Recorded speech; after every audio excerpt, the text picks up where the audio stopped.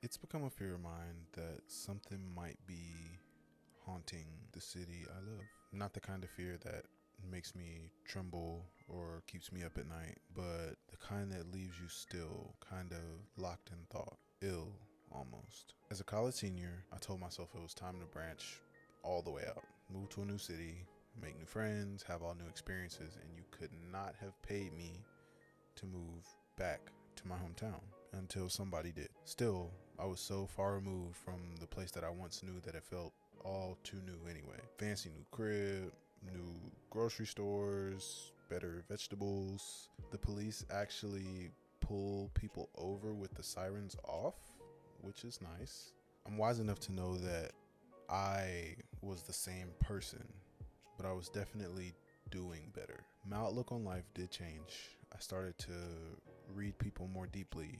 I started to be more critical of them, of their words, of their actions. I hate feeling critical, but I think that education requires a level of criticism. Even through all of that, I tended to reserve criticism of my community because it started to feel like a place I didn't understand anymore.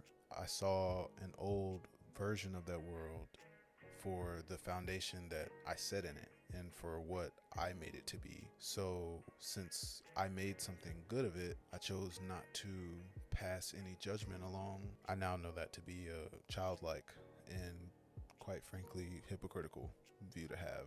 After all, I still did live in that same city. Growing up for me, I definitely got the everybody that you're close to now will eventually be dead or in jail, but I stayed stubbornly optimistic. I chose not to feed into the stereotype, but now I'm here and I feel like I'm being forced to watch it happen.